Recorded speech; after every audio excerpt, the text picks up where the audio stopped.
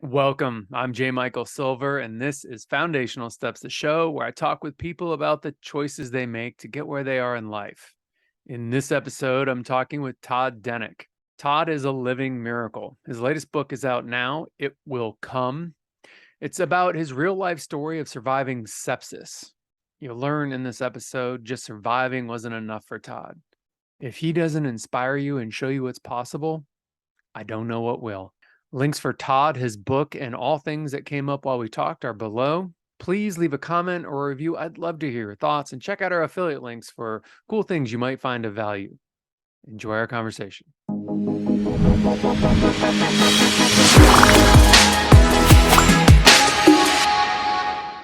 Awesome. Todd, welcome. Oh, thank you. So let's just jump in. Tell me, how would you define yourself today, like right now, like, father, husband, teacher, like what's your kind of, couple words that define yourself or sentence? Today's an important day for a variety of reasons, but I think we'll start with that. Yeah, father of a 16-year-old son who starts his big exams tomorrow. Nice. So we're all rooting for him. Husband, I met my wife, it'll be 20 years ago next month that we've been together. I'm an educator.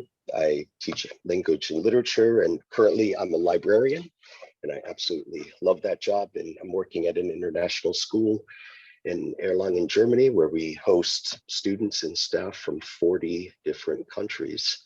So it's a vibrant, positive, wonderful place to be. Yeah, that's amazing. And friends all over the world too, once people leave. So it's great. We can almost go knocking on doors and from China to southern Italy to and have a friendly face greeting you. It's funny. Ashley jokes with me because I know people around the world, and so either from high school, from college, just randomly meeting people. And I said, oh, we should go to Australia. And she's like, oh, I bet you know people there. I'm like, yeah, I do actually. Yeah. Yeah, it's great to be part of the world, part of the international community. Yeah, it really is. It makes a difference, I feel like, in terms of feeling like a small world, a small world after all. Makes things a little bit closer to home when you know people who are living in that part of the world or whatever. Yeah, or what I love is just being able to host. I mean, that's such an opportunity that not many people get to offer. Yeah, it's an interesting thing. When I started rock climbing, one of the things that I realized about climbing, when you're on belay and someone's tied in and they're climbing up and they've got the rope attached to them and they're hooking it in, you've got to give more than you take. And it's important to take and know when to take, but you've got to give to protect their life and your life because you're attached to each other. Yeah. And it's an interesting thing, but it really is a metaphor for life. Give more than you take, but taking is also equally important to keep a balance and be safe.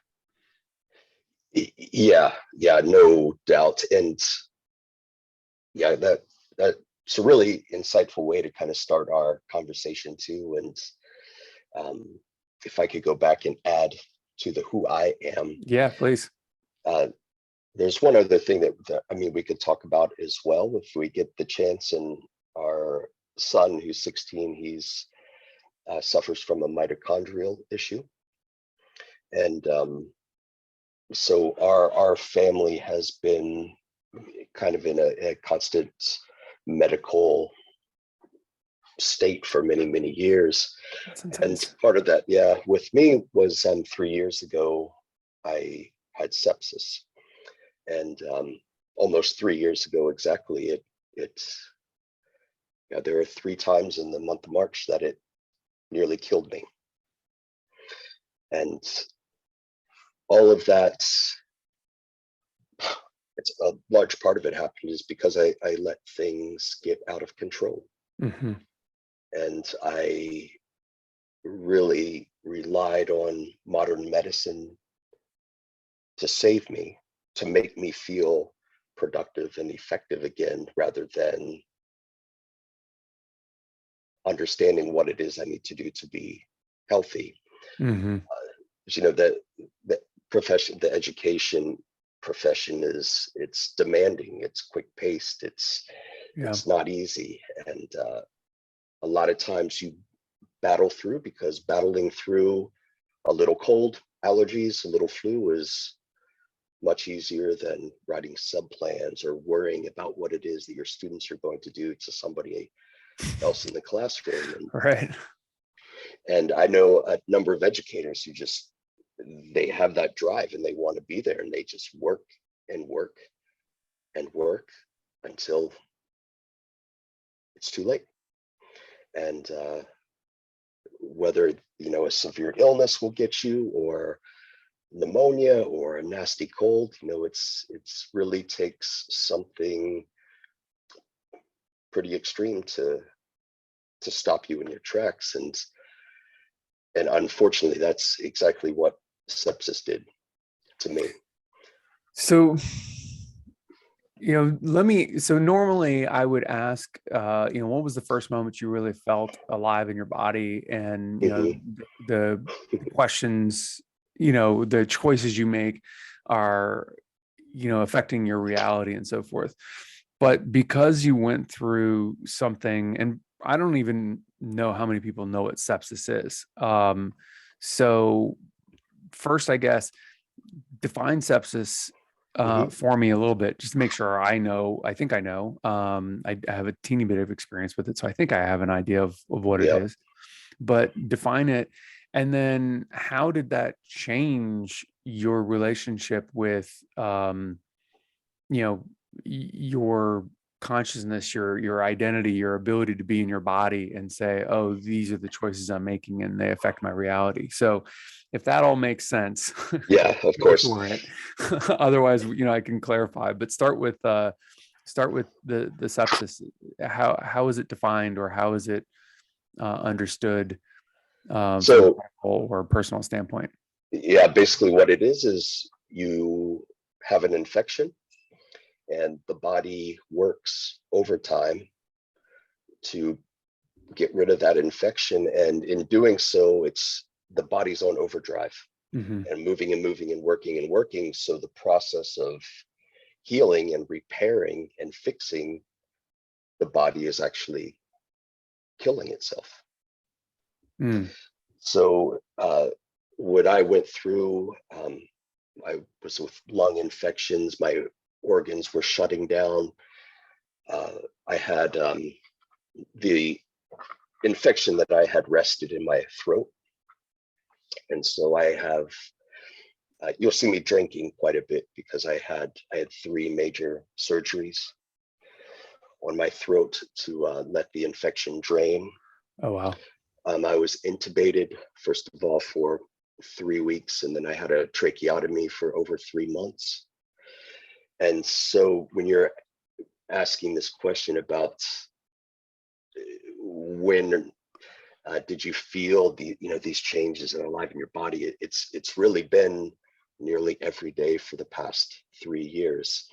And part of that is, I mentioned earlier that today is kind of a little bit of a special day for a number of reasons. And one is that I was going back and I was looking, reviewing the book that I wrote about my experience. And today was the first day 3 years ago that I walked again. Wow. I was in a coma for 8 weeks. So when I woke up, I couldn't walk, I couldn't talk, I couldn't swallow. So 3 years ago this month, I started the process of learning how to do all those things that you know how to do once you come out of the womb. Yeah. And to be honest, it's not, there are, these great moments where you're taking the first steps, or, you're taking your first drink of water in 3 months. That of course always stand there, but it's a lot of it is, and it's still today, just a daily battle. And learning how to been given a new lease on life and learning how to deal with it. I was, for example, I was always a musician, and once I got out of the hospital, I could only play guitar or bass for just a few seconds. Ah, jeez. And so I was so exhausted and tired, and of course been working and practicing because it's something that I love to do. And so all of that comes back, and it really is kind of learning how to settle with yourself, because it took a long time for me to realize that I probably never will be who I was 3.5 years ago. I mean, and that is a difficult, that's a difficult lapful to take in. I mean, there could be an argument made that you were never that person either. So it was just an idea of a person. And, I've been playing with this idea, which evidently is I'm not new to this idea. But when I came up with it, I hadn't really thought about it before or heard it. But the identity is just a launch pad for conversation and communication. Mm-hmm. And it really serves no purpose other than give us a starting place to communicate. Mm-hmm. And, the identity, is so, like, at any point in time in our life, we may, which is, kind of why I started with that first question. At any point in time in life, we may define ourselves differently, and which means our identity is different. And right. So, at any moment in time, if we look back and say, oh, well, at that point in time, I was a musician, or at this point in time, I was a writer. You're still you through those different phases, but your identity is changing. Therefore, you are not nearly as static as people would think. People like to believe themselves to be this one thing, and it's like, well, you're one thing at this moment in time. Right. It's the measurement of a particle versus a wave in physics. Mm-hmm. Right now you are X, Y, 1, 3, 6, whatever, but in 2 seconds that's going to be different. And it sounds like it has been a day-to-day experience now since coming out of your coma. Yeah, you're right. It's really is this kind of opportunity to reinvent. And a lot of that has come through, with the therapy, the psychological therapy and physical therapy that I've gone through. And it's a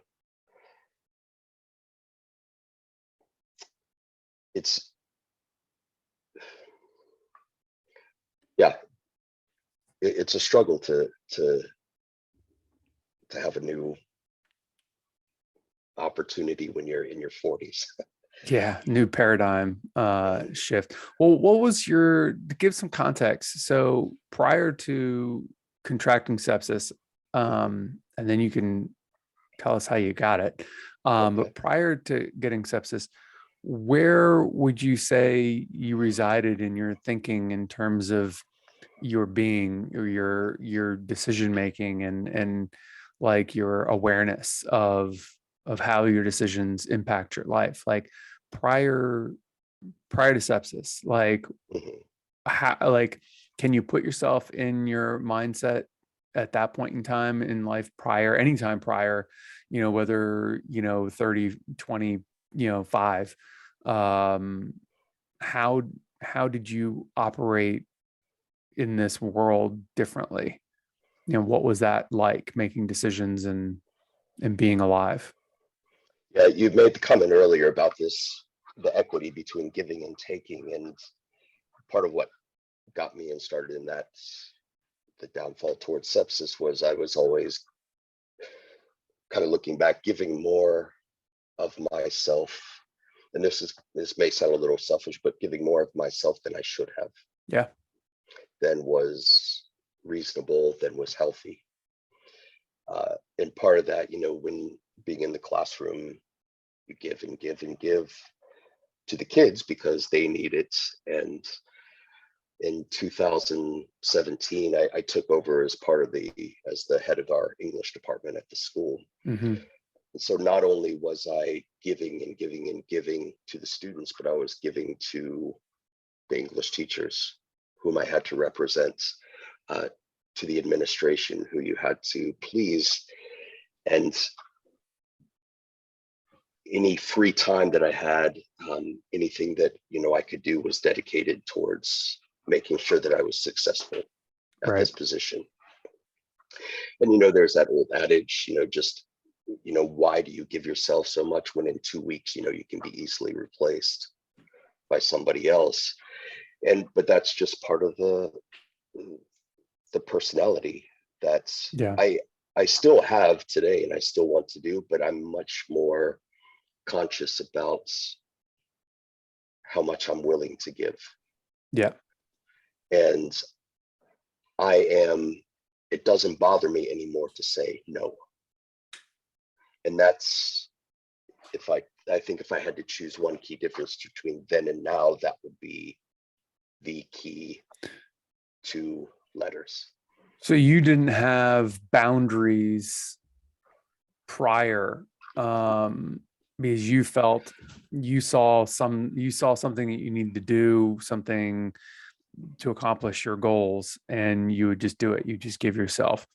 So your boundaries were maybe not limitless, but less inhibited, where now you realize that there's a need for boundaries. There's a need to put limits on yourself, and your giving and your abilities, so as to protect yourself and your family and anyone else you're working with. Yeah, the family, of course, because when you're in those kind of situations and you give everything that you have during those 8 hours of work, then what's left when you get home? Yeah. And who takes the brunt of the frustrations? And who is there, and that's kind of the unfortunate thing too, is that a lot of those, I didn't have any room to air these grievances, these frustrations, this anger that I had, that whatever it was that came with the day. And so it does change the nature of the relationship. What did you like, because you have such a stark line in your life of before and after, and to some degree, I think, it might be helpful to kind of talk about the two lives a little bit. So prior to sepsis, what were your coping mechanisms? Like, what did you use to kind of get through the stress and through the difficulties, in teaching, marriage, fatherhood, etc.? Yeah. Well, yeah, this can be a good place to start kind of the descent towards sepsis. And Sure. To be honest, I didn't handle it well. In November, the fall of 2018, the stress got to me, the anxiety got to me, and really started to show. I write quite a bit about it in my book, just some of the physical ramifications of anxiety, scratching and itching, and doing, scratching so much that you bleed. And so That's severe. I really didn't know what to make of it. And my rationale was to go to a psychiatrist and get a pill to fix it. Yeah. And that's what also society and cultures told you to do. I mean, that's not that may not be the natural or the best way, but that's just what our culture in the Western world tells you. That's the right thing to do. So go get a pill. And then I could function. I would take it in the evenings and the anxiety would go away, and but not the internal struggles were still there. It just kind of fixed fixed me so I could go through the day, And I mean, function through the day. I remember you doing music back when we were kids back in high school. Mhm. And you mentioned being a musician still to this day. So was playing music not part of your kind of mental health routine, or was it not helping you, or were you not engaged in that period?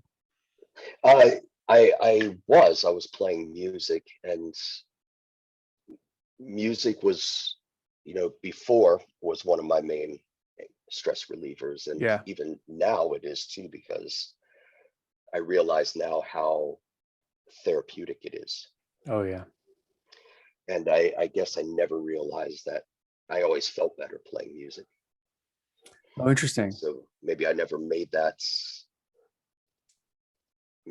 connection. Yeah. I mean, something can't be therapeutic if you don't see it as therapeutic. So, I mean, Right.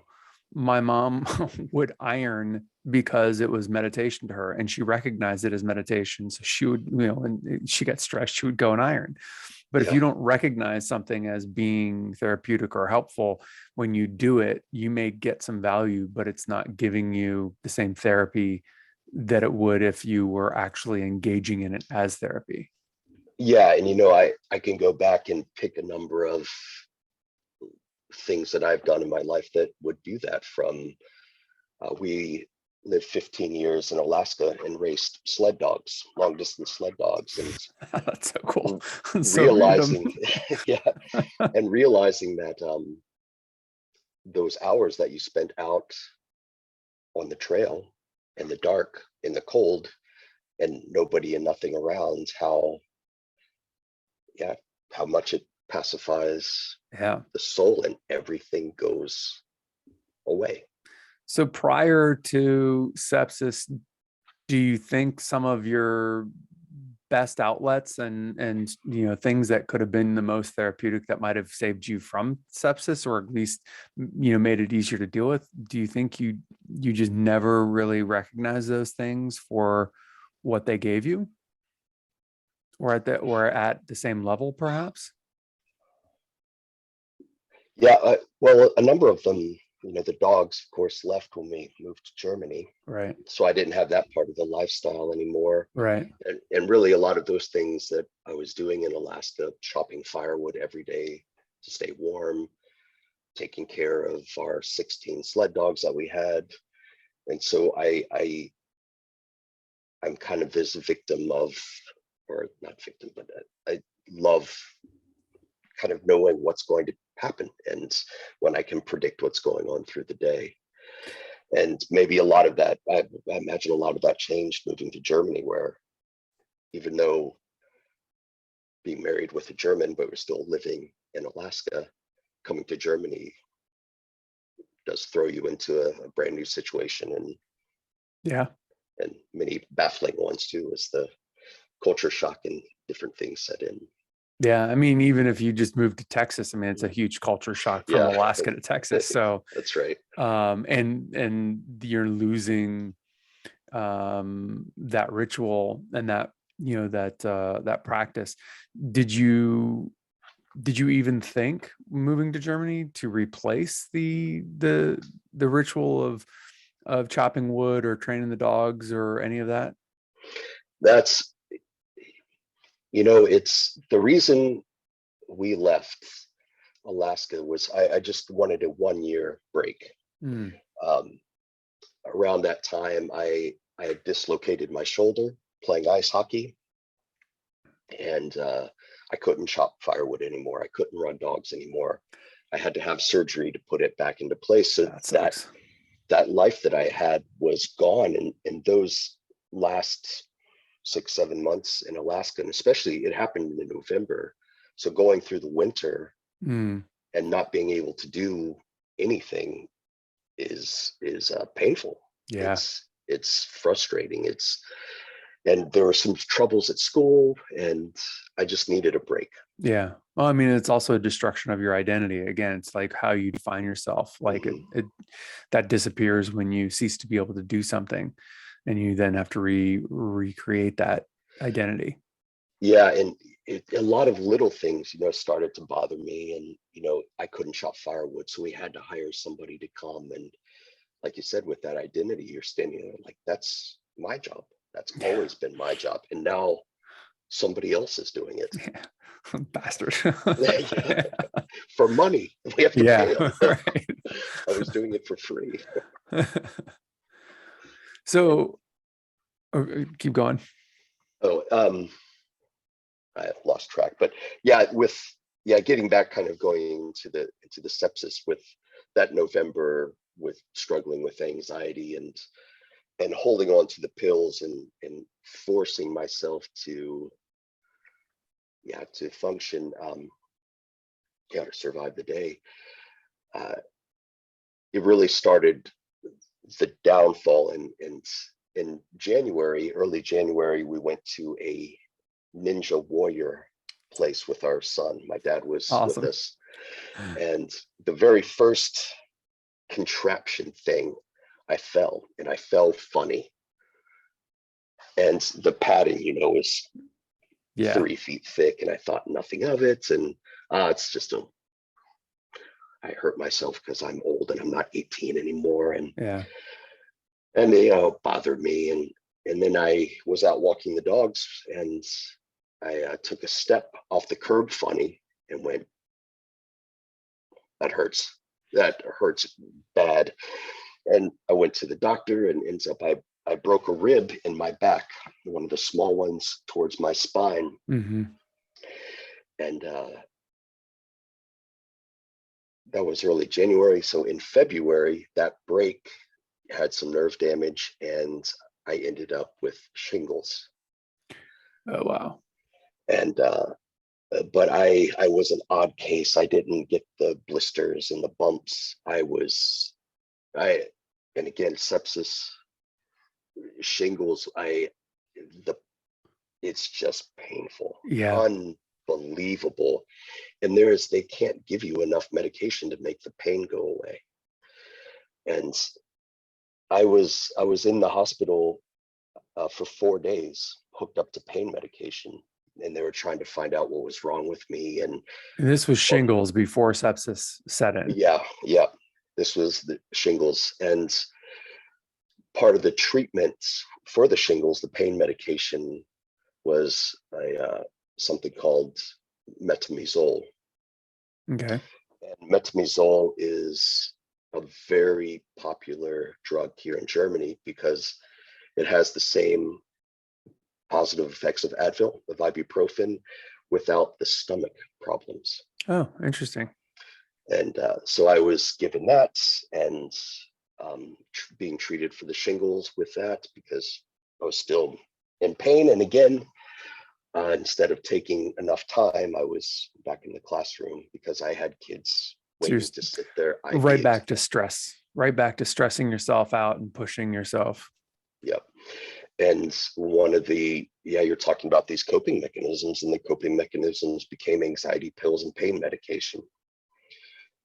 And in the end of February, I started just feeling awful. And of course, I felt awful for months and months. And so I again, going back to that kind of idea of body awareness, I wasn't aware of what was happening to me. Mm. But this metamizole, Novocaine is the overarching name of this. Metamizole is one of the brands and I had an allergic reaction to Novocaine, metamizole. And this wiped out my immune system. I had a 0 blood cell count. Wow, I didn't know that was impossible. White blood cell count. I'm sorry. Right. I figured I heard white cell, but yeah. That I didn't know that was possible. I didn't know that was even you'd still be alive and have a 0 white blood cell. Yeah, and that's what nearly killed me. And the infections just set in my body. And again, that's where you have this high rate of this severe infection, and then your body is, literally trying to kill the infection, but it's also trying to kill kill the host as Yeah. well. Well, the infection, I would imagine at that point in time, I mean, not to get too deep into the medical side of things, but is everywhere. And so your Mhm. body is attacking everywhere, and which then ends up, being the being your organs, being your Mhm. all the soft tissue kind of thing. Yeah. Yeah. And the infection settled in my throat, and they had to go in, and the operation was called a dissection. So I had 3 dissections, and they went through the lymph nodes, and just to get rid of the infection. But of course, now that's something I'm battling daily. Still with speaking, swallowing, eating, just because the medically, the liquid doesn't have anywhere to go, or hasn't learned Right. 3 years where to go, where else to go. Or for your body, what to do with, how to process it, or how to absorb it. Right. Is it, I mean, why your throat? I mean, one could make a argument, which would be esoteric at best, that because you use your voice so much for work, that like on some level the infection went there to basically keep you from being able Yeah. to do Yeah. your work, and eventually reduce your stress. You can't work, can't be stressed. So I I have very little doubt that was working someplace. Like, you've got to stop. yeah, And my body stopped in one of the most extreme ways possible. your body was stopping you from doing the work, to reduce the stress. Was there any other, I mean, because you got the injury, started, it sounded, with the American Ninja Warrior thing, or the Hmm. Ninja Warrior thing, with your rib, and then that progressed to shingles. Right. Was there any other reason for it to end up in your throat? You know, I imagine when I was, like I said, I was still going to school, and I was at school with hundreds of people, kids, Yeah. with no immune system. So really, it could have been something as simple as catching a little cold from Right. somebody, and without an immune system, it yeah, just Ah, wow. completely took over. Um, yeah, and kind of finish that story. The thing about sepsis is that it was never on my radar. I felt awful, sick to my stomach, high temperature.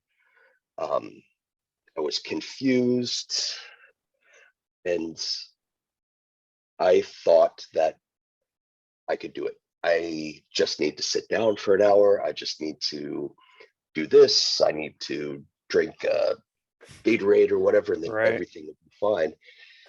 And I kept going and kept going. I went 3 days without eating and drinking because I thought I could keep going. I thought, this is just something I'll get over, and I'll be okay. And it turned into a trip to the emergency doctor, not the emergency room, and getting prescriptions, and being so swollen, so dehydrated that I couldn't swallow the pills that they gave me.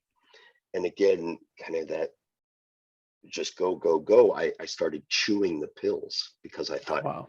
if I eat them, the amoxicillin, the penicillin pills, Yeah. I said, if I eat them and I can get them down somehow, even though I can't drink anything or eat anything, I'll be fine. And it's one of those moments that Sandra, my wife, and I still talk about, like, how do you know is the right time to say it's enough? And the time that it got to the right time to say it's enough is when we had to call the ambulance. Mm. And it's the ambulance came in, and in Germany, the ambulance will come with the paramedics and a doctor will follow. Oh, wow. So, you get that immediate care, and the doctor came in, and I write in the book about him because that he looked like Charles Manson, just the beard and the hair and the piercing eyes. And of course, I was out of my mind, probably with illness. Oh, yeah. And Fever and everything else.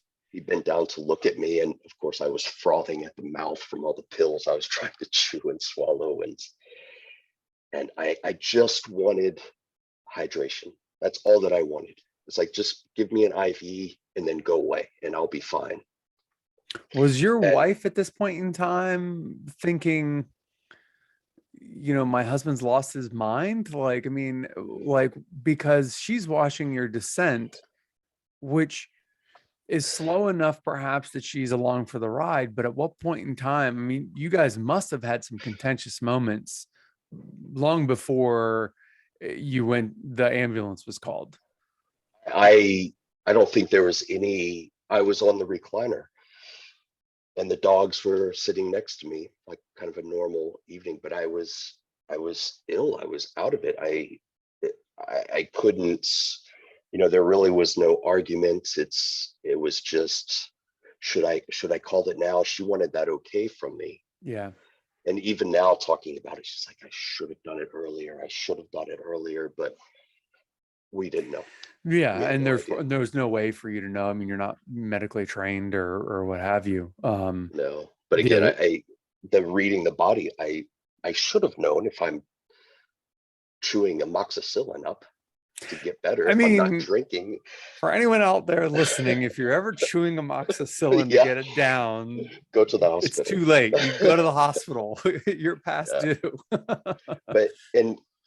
But they wouldn't give me an IV, and so they said, go to the doctor, go to the emergency room. Right. And fortunately, here in Erlangen, we have one of the top medical universities in Germany. That's fantastic. They must have loved you then. Yeah, and they just to skip a little bit ahead, when I would go back for checkups, the doctors that took care of me in the ICU at first would come and see me because they never had a chance to see the other side of their patients. Yeah. And they were impressed that I survived. Yeah. So I became, at the ear, nose, and throat clinic, a little bit of had a little fame. Medical celebrity. Yeah, absolutely. Yeah. I mean, it makes sense because it's such a severe situation and probably not a normal situation. No, and Sandra drove me to the hospital, and I walked into the hospital. They put me in a wheelchair. They took me into an examination room. The end. 8 weeks go by in a coma. If I had been at home, I probably wouldn't have made it. Do you have any sense of, like, when you got there, your body said, okay, I'm done. I'm just not doing this anymore. You guys take care of me. I think that's exactly what it was. The lights coming on in the examination room, and a very nice doctor, and then nothing. So you felt trust when you got there. You felt a sense of trust and like you were taken care of, kind of thing. You were in safe hands. I must have. Yeah. But it just went so quickly from being able. I walked into the hospital. Yeah. I walked across the street and said something to the guy at the reception because it was 2 or 3 o'clock in the morning, and I think I actually walked up the few stairs. And that's wild. But the thing with sepsis, I mean, it comes and it can hit you so quickly that I mean, you can die overnight. You can die within hours. Well, they think that at that point in time when you got there, do they think the sepsis had been there for hours, weeks, days? What was is there any way of knowing? They didn't know it was sepsis then, but they, at the ear, nose, and throat clinic, they have their own focused clinics here. So I wasn't in general ER. I was in the ear, nose, and throat specialty clinic. Yeah, they could see the infection in my throat. And I think that was severe enough that they took me to the ICU that they had there in the ear, nose, and throat clinic. Right. And but that's a good question. That the sepsis diagnosis, of course, came with when they did the blood test, and I had no immune system. I had no white blood cells. Mm-hmm.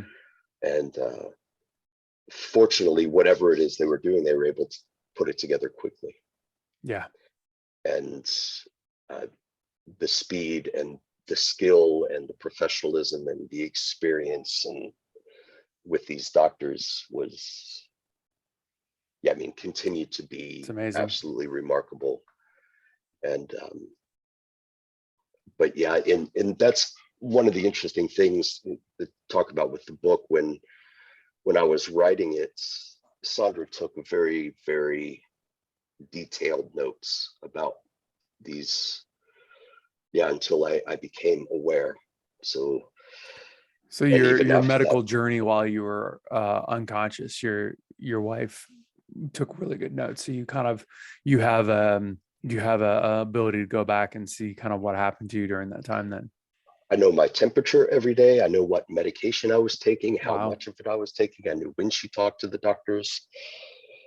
And so it's I took that, and that really is the first half of the book, and I was able to fictionally recreate what had happened to me.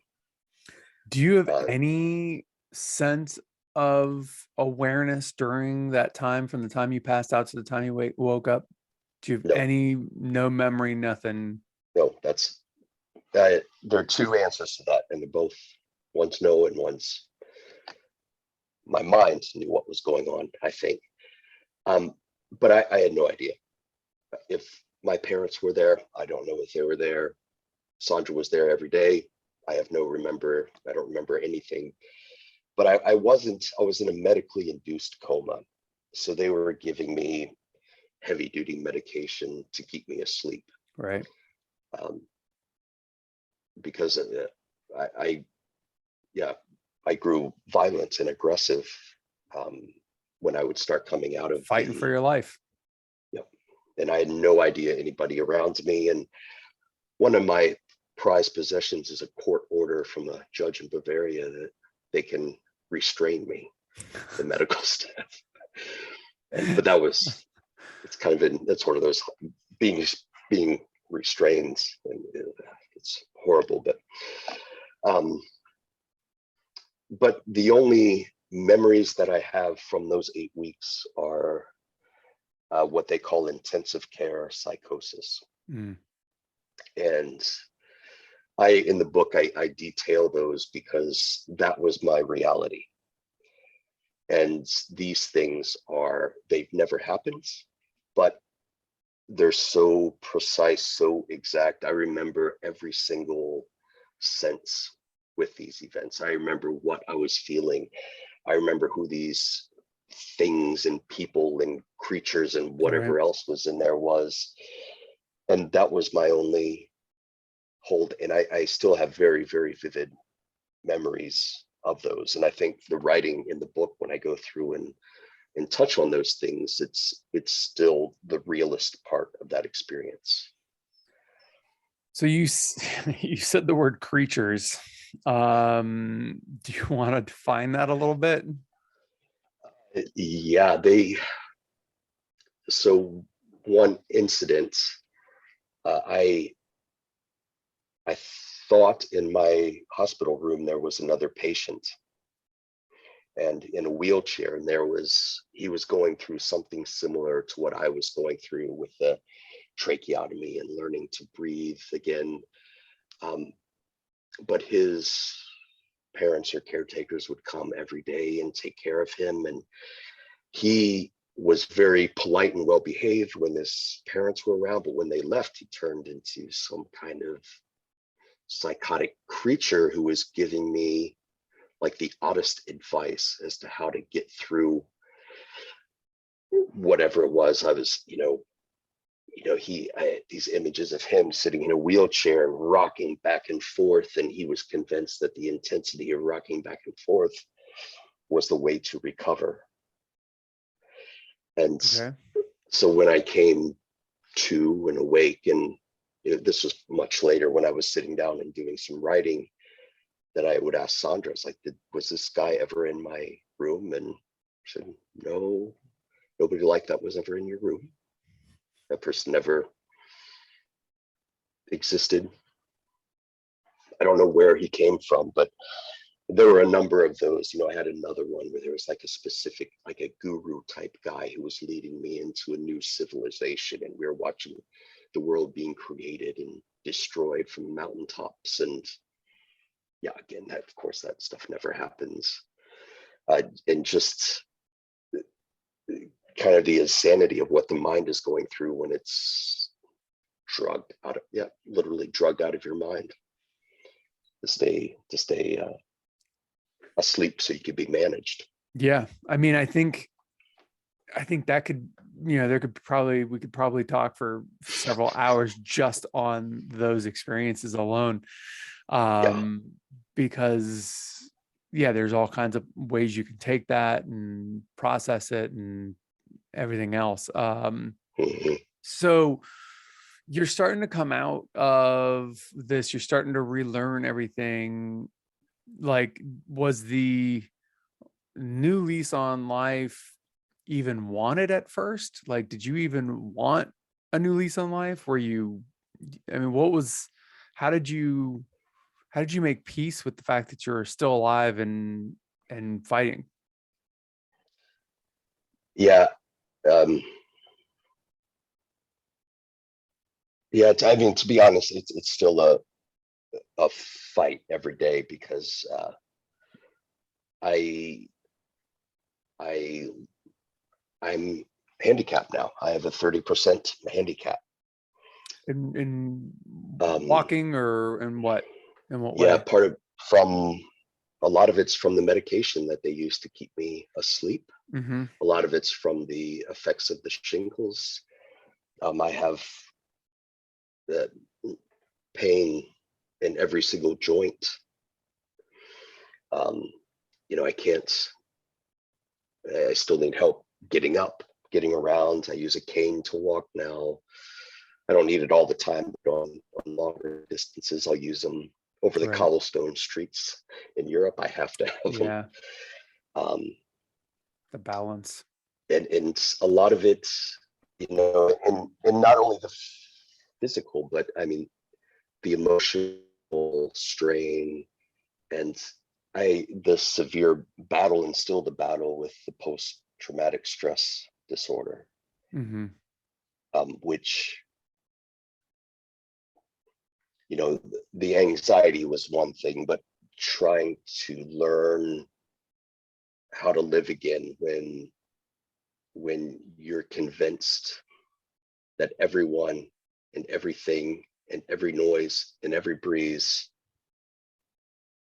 is going to attack.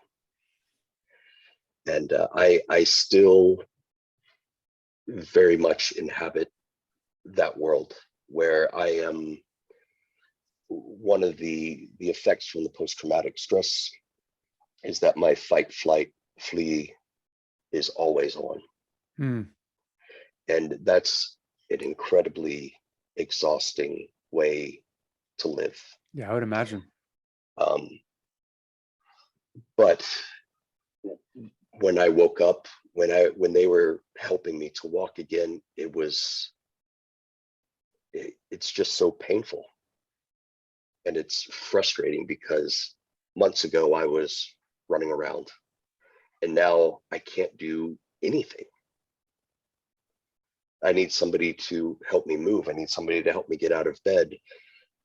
Somebody to wheel me around and push me around in a wheelchair.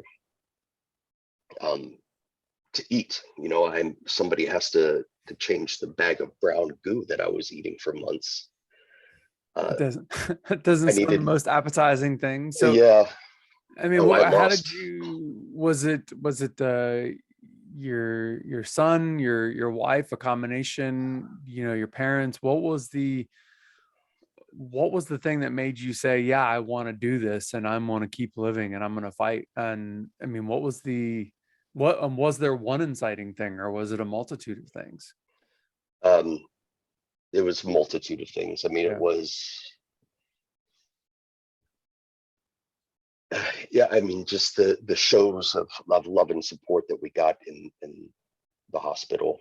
For Mhm. example, getting letters from, from people that we haven't seen since high school, and just kind of the outreach from that.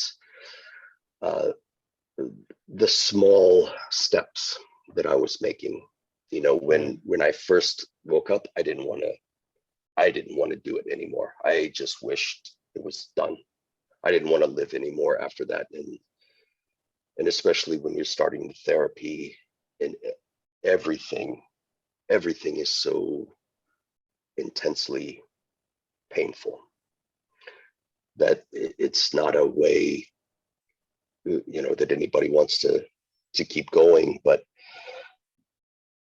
there are things, of course, Sandra being there at my side every single step of the way.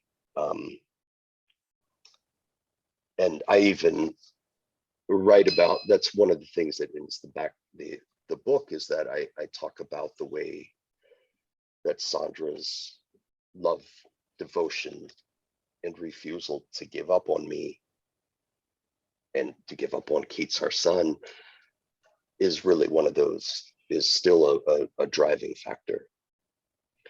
And when I was writing the book and I was finishing up, I was showing parts of it to her, and the book is called It Will Come. And she asked me, well, this was after I came up with the title for the book. And she says, well, has it? I said, no, it hasn't. It hasn't come yet. It's still very much work in progress.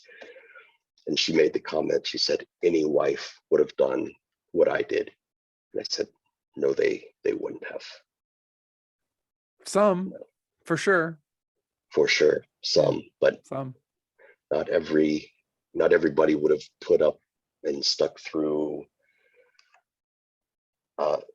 being called into the hospitals to say goodbye to their husband multiple times, to watching somebody, to watching me struggle physically and really, really struggle mentally as well.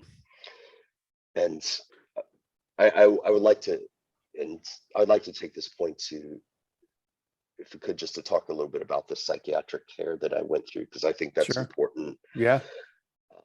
For anybody.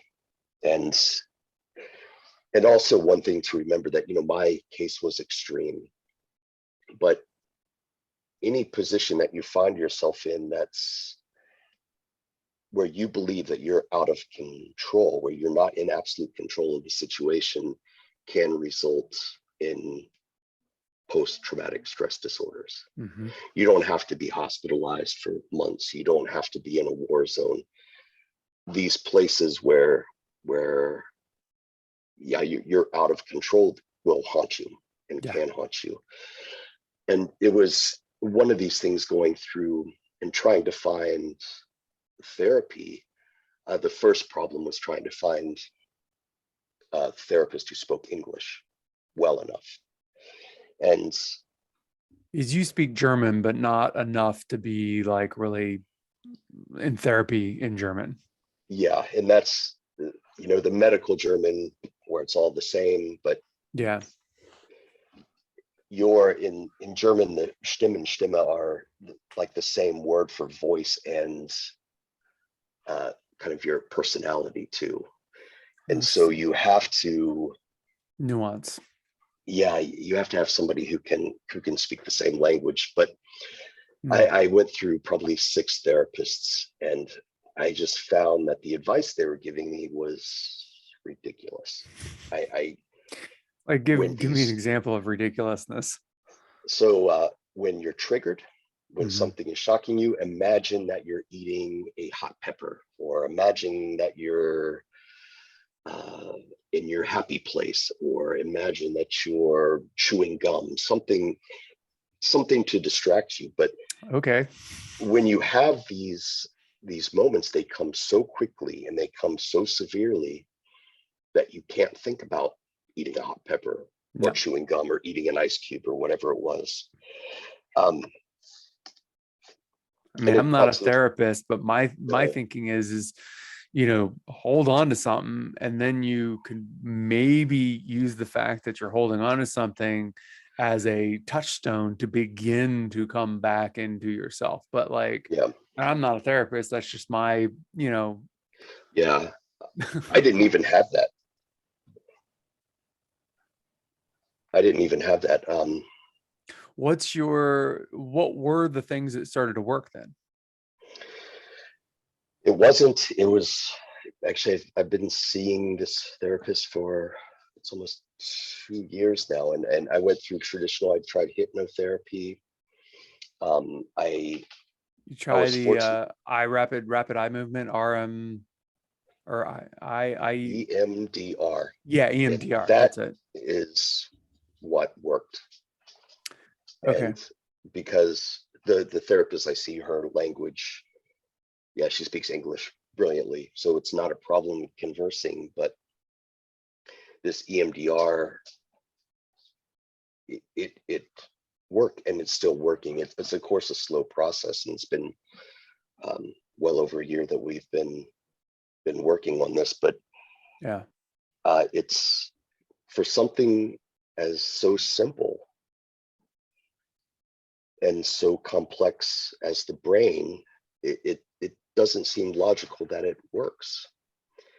And but what EMDR does, it's found to be, it's one of the few psychological uh, components that they have proof that works. Yeah. It can actually, they have Ashley's scientific father proof. does it. Oh yeah. He's a vet, Air Force, I think. Hmm.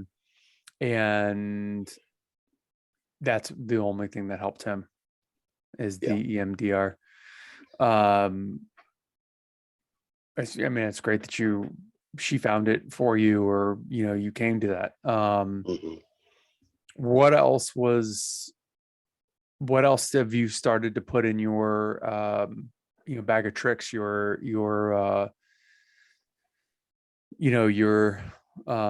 health, as you mentioned a yoga retreat that your friends had gifted you. Hmm. What, I guess, non-traditional medicines have you gone to? Because you also talked about how, what part of the reason why you ended up with sepsis is because you were just pill popping and avoiding dealing with the stress, and you were just pushing it Right. down and pushing it away. And so you weren't actually dealing with your mental or physical well-being. So Hmm. now that you're focused on your mental and physical well-being on such a high level, what are some of the other tools besides EMDR that you're using to get you there and maintain? Yeah.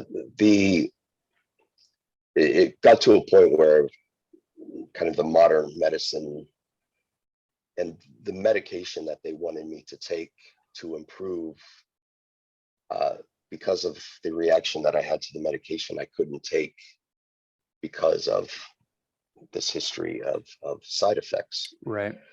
And some of the stuff that they want to give you is worse than the disease itself. Yeah, I would And so imagine. there is a lot of stuff that I've tried and you would read about, and it helps some people but doesn't help. And if it Hmm. doesn't help, then you gain 600 pounds and have other effects. Yay. And but of the husband of somebody we knew in Alaska many, many years ago, she was from the Czech Republic and they had Mhm. moved back, and he's an Ayurvedic doctor, Okay. so Indian medicine. So I Yep. visited him a few times and started on his regiments of the natural medications. Uh, his big, the one thing that I really took from that was the yoga nidra, Hmm. and which is just relaxation, body awareness, and really taking the time to, yeah, to be with Present. yourself, Hmm. recognizing, yeah, the moments. And that's another important thing that you bring that up is really just being present. So I was doing that, and then COVID came, and they're in the Czech Republic. It's only 2 hours away, but everything was shut down. Yeah. But ironically, COVID opened up a bunch of doors for me because people were canceling appointments, and so I could get in. So it was a benefit in that way. When the Ayurvedic door was closed, I had the opportunity, and I could apply and had the opportunity to go to a traditional Chinese medicine clinic. And so I spent a month there, and they focused on diet, acupuncture, physical therapy, the medication, and qigong. And I had come across qigong before because I had just finished reading a biography about Iggy Pop. And the way Iggy Pop stays thin and crazy is Tai Chi. And I thought, well, Tai Chi at that point was too much for me, but qigong was ideal. And qigong present pacifies. Anybody can do it at any given time, anywhere. And that's really one of the things that I found that I hold on to, some of those movements and some of the breathing and some of the self-awareness when stress comes to hit. With EMDR, you can also take some of those practices home as well. That's good. And the qigong is interesting because I was introduced to it when I was a child. I don't know if you, I wouldn't imagine you went, but do you remember a camp called Burgundy Farms? No, I don't. So when, I don't know, I was like 5 years old, or whatever, I'd go to a summer camp, Camp Burgundy Farms, not far from where we're at. Let's see just where we go with this. Let's see if we can tie it up in 9 minutes, because I think we're kind of at that time anyways. Okay. Yep. And I learned qigong there when I was like 5 years old, and doing martial arts my entire life, and then revisiting working with other people in college. Qigong really, I think to some extent, I don't always call it qigong anymore, moving meditation, but it's probably one of the single biggest influences in my life in terms of mental health, dealing with, being obsessive compulsive and anxiety and everything else. Like, I don't know how I would get through life if it wasn't for, moving meditation. And, so it makes sense to me that when you found Chinese medicine, that was, something that helped. Something. And I love that it was through Iggy Pop too. No, that's pretty badass too. I mean, come on. I had no idea Iggy Pop was into Tai Chi or any of that. So I mean, that's pretty epic. So as far as where you're at in your journey now, like you've got the book out, so anyone can go and read your book. You're on social media. What's the primary message that you want to put out there in the world, just in general, or having specifically to do with sepsis, but like, what's your takeaway, and how you move forward in life now? Yeah, my big takeaway is pretty simple. It's take care of yourself, take care of me. And I have been battling the past few years with being selfish, and in order to get better, I had to be. Yeah. And coming to terms with that is okay if I take care of myself. Like that's I mentioned earlier, simply being able to say, nope, I'm not doing that, is a remarkable step in anyone's progress. And that really helps draw those lines between giving and taking as well. Yeah, I think part of what makes Ashley and I have such a great relationship is that we both, came to each other older. We've been together for 3 years. So, I was in my 40s and she's in her mid 30s. and we have very distinct boundaries for who Yeah. we are, where we're going in life. And like last night, for instance, she had a really long day at the markets, and I said something to her. She was like, I just really need not to be spoken to right now. I was Yeah. like, I get it. Yeah. And that was it. You do your thing, you finished your work, and you go to Yeah. bed, and life will be great. So Yeah. Yeah. That's very important. Yeah. yeah, that's pretty amazing. So where can people get your book? So I'm hoping it's in bookstores soon, but you can order it on Amazon, and I have a copy of it here to show off. Awesome. And that picture, my wife took it. That's in the Alps 1 year after my release from the hospital. Oh wow. And I just have to point out that Nyla here, the white dog, and Leo. Nyla came with us from Alaska. Leo's was a street dog in Serbia, but they're both my emotional support dogs now, and they accompany me to work Yeah, where they dogs, do that their must have job. a whole new meaning for you now, huh? Yeah, they were. I was at home for 2 years recovering, and they were at my side always. Yeah, it's amazing. And yeah, just it's amazing that you have a being that just being present makes everything better. They're just love animals. I swear to God, they're just nothing. Dogs are just full of love. All they want to do is give love. Yeah, It's really yeah. amazing. And so it's yeah, when you're asking about reasons and the dogs are there too. I mean, dogs have been around in our lives for since the beginning. Yeah, So hundreds they're of thousands of years. yeah, yeah. Even when I was born, there were dogs in the house. So it's been Yeah, me too. constant, a constant. Yeah, yeah. Oh, yeah. Please. Going back, the yeah, book on Amazon, but uh, you can. I'm on Facebook, the Todd Denick, as a writer, and my website link is there too. Todd Mhm. Denick. And I'll put it in the show notes as well. Yeah, Weebly, and I put up short stories and a variety of other things there because um, just if we can talk real quick, that one of the other things that has driven me is writing. Mm. Writing has always been kind of in the background, but I was this to start writing about my process was suggested by a friend from college. And so we started sending, she was doing some writing, I was doing some writing and sending it back and forth. So I had goals, I had things to do. And those writing 15 words a week, getting my brain back, um, eventually turned into a book that started a process of writing. And I write 1,000 to 2,000 words every day. Oh, it's I amazing. have 10 novels now done that are being I'm trying to Get them get out somebody there. to pick up. Yeah. And so that's another Gotta get an thing that's agent. just yeah, that's difficult. Yeah, I know. Um yeah, you have a yeah, you're fighting against great wordsmiths that are still out there, but still, just sitting down and writing every day, even if they don't go everywhere, that's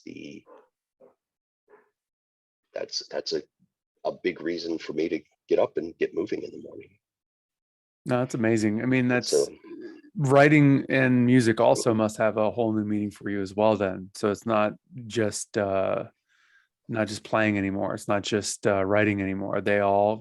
Each one has a new heightened reality for you, I'm guessing. yeah, no doubt. It's much more, there seems to be much more purpose behind it now than there has been before. And especially since I still have that goal to become as good as I once was. Mm-hmm. And so that's even though I've kind of settled and know that may not happen, but Well, I'm okay with that as it's well. also what does that mean? I mean, you could end up being better and than you ever were before, but just in a way that you never would have imagined because the way you Exactly. do things is different. Yeah. If you told me 3 years ago that I'd have time to sit down and write 10 books, I would have never would have believed you. And you're still working too, right? Yeah, I'm still working. I went back this year in August, and I started full time after our spring break. So I'm now back to work full time after. I mean, that's also an 3 amazing years. accomplishment. I mean, before you were overworking yourself and giving too much, and now you've written 10 books, and you're still working, you're still a father, you're still a husband, and you're healthy and you're happy. So, I mean, that's a major accomplishment in and of itself. Yeah, from what I've been through being here, Yeah. being able to talk to you, being able to do anything is an accomplishment. Yeah. And I awesome. think I should probably write that down and take that with me. Yeah. Don't forget to leave a comment or a review. I'd love to hear your thoughts. New episodes every Tuesday, and check us out on YouTube for short clips from each episode. Thank you. And until next time, remember, your life story is yours to write and rewrite as many times as you want.